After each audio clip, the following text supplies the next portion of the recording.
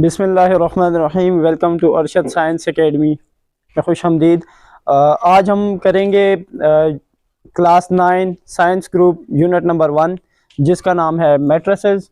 और हम इसमें जो इम्पोर्टेंट टॉपिक है, जो बेसिक है, जो बिल्कुल जिसको कहते हैं ना, जो इस यूनिट की बुनियाद है, वो मैं आपको कुछ ट्रिक्स बताऊंगा कि इसको कैसे सॉल्व करते हैं और इसको कैसे जो है ना हम इजी टू इजी वे में सॉल्व कर सकते हैं। फर्स्ट ऑफ ऑल, हम इस यूनिट में हमें जो भी चीज़ें दिए होंगे मैट्रिसेस फॉर्म में दिए होंगे। यानी ये देखें, अगर कोई भी इस तरह के हमें दे सकते हैं, ठीक है। मैट्रिसेस हमें 2 गिवन होंगे, ठीक है। यहाँ पे अगर मैं 0 1 लिख लूँ और यहाँ पे 1 0 लिख लूँ, इसका मतलब है ये जो हॉरिजॉन्टल लाइन होती है ना, ये जो हॉरिजॉन्टल लाइन होती है इसको कहते हैं रो, यानी R1, ठीक है। और ये देखें, इसको कहते हैं R2, ठीक हो गया। और अगर मैं वर्टिकल लाइन का करूं तो ये क्या हो जाएगा, C1 कॉलम 1 और C2 कॉलम 2। इसका मतलब ये हुआ कि स्क्वायर मैट्रिक्स वो मैट्रिक्स होता है जिसके रो और कॉलम बराबर हो। यानी अगर मैं देखूं तो यहाँ पे देखें 2 रो है, रो 1 रो 2, और 2 कॉलम है, C1 और C2।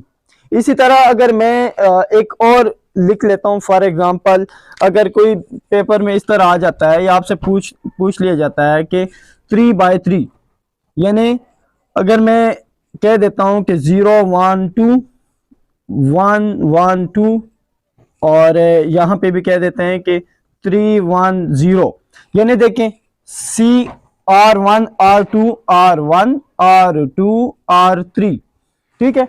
इसी तरह अगर मैं यहाँ पे इधर की बात की जाए तो C1 C2 और C3, तो इसका मतलब है कि जिस मैट्रिक्स के रो और कॉलम बराबर हो उसको हम स्क्वायर मैट्रिक्स कहते हैं। बात सिंपल सा। दूसरा जो हम सॉल्व करेंगे,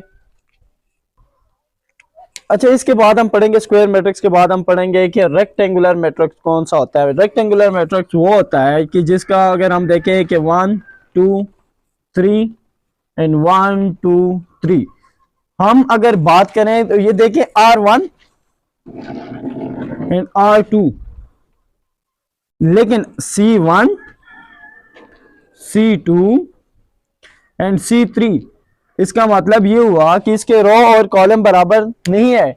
रो 2 है, कॉलम 3 है, तो वो मैट्रिक्स जिसके रो और कॉलम बराबर ना हो उसको रेक्टेंगुलर मैट्रिक्स कहते हैं। इसके बाद हम रो मैट्रिक्स पढ़ते हैं। रो मैट्रिक्स सिंपल, अगर हम बात करें R1 R की बात करें, चले रो को R से जाहिर करते हैं, यानी 1 2 3 जो हॉरिजॉन्टल लाइन में हो उसको हम रो मैट्रिक्स कहेंगे। और इसके बाद जो कॉलम मैट्रिक्स है वो क्या है, कॉलम को C = C से जाहिर करते हैं, ठीक है, सिंबल है इसका। और जिस तरह 1 2 3, तो ये देखें हमने कॉलम के फॉर्म में लिख लिया। अगर यहाँ पे सोचा जाए तो देखिए R की अगर मैं बात करूं तो इसमें 3 कॉलम बन रहे हैं और 1 रो बन रहा है, लेकिन ये रो के फॉर्म में, ठीक है। और यहाँ पे C की अगर बात करूं तो 1 कॉलम है और 3 रो बन रहे हैं, तो इसका मतलब है कि ये रो मैट्रिक्स हो गया, ये कॉलम मैट्रिक्स हो गया। अच्छा, वो इसकी क्या डेफिनेशन है, स्क्वायर मैट्रिक्स क्या होता है, जिसके रो और कॉलम दोनों बराबर हो उसको स्क्वायर मैट्रिक्स कहलाते हैं। रेक्टेंगुलर मैट्रिक्स क्या होता है, जिसके रो और कॉलम बराबर ना हो वो रेक्टेंगुलर मैट्रिक्स कहलाता है। जो रो मैट्रिक्स होते हैं जो हॉरिजॉन्टल लाइन में हो, और इसी तरह जो कॉलम मैट्रिक्स होते हैं वो वर्टिकली लाइन में।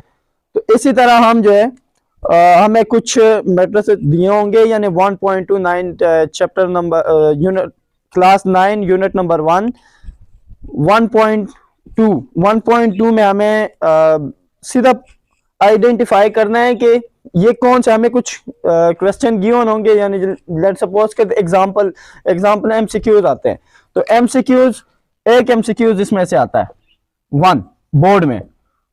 तो इसी तरह हमें कुछ यहाँ पे बताए होंगे कि ये बताएं कि कौन सा यूनिट है, स्क्वायर मैट्रिक्स कौन सा होता है, रो कौन सा होता है, ठीक है। उसके बाद रेक्टेंगुलर कौन सा होता है। तो अगर हम इस तरह 1.2 को सीधे प्रिपेयर किए जाएं तो आपका 1 नंबर होता है।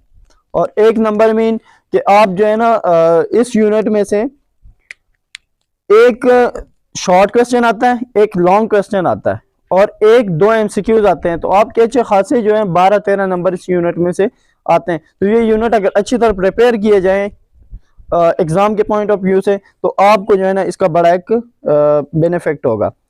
इसके बाद ये 1.2 में जो है आप सिर्फ आइडेंटिफाई करते हैं कि आपको दिया होगा कि कौन सा यूनिट है, तो इसका मतलब है कि इस एक्सरसाइज में से ओनली एमसीक्यूज आएगा। और अगर ये चीज़ें आपको याद होगी है और आपने अच्छी तरह प्रिपेयर कर लिए, तो इंशाल्लाह जो आगे 1.3 है या 1.4 है उसमें आपके लिए कोई मसला परेशानी नहीं होगी। उम्मीद करता हूँ कि आपको ये लेक्चर समझ आ गया होगा। इंशाल्लाह नेक्स्ट में मेरी आपके साथ मुलाकात होगी 1.3 के साथ, 1.3 में। तो तब तक के लिए अल्लाह हाफिज़।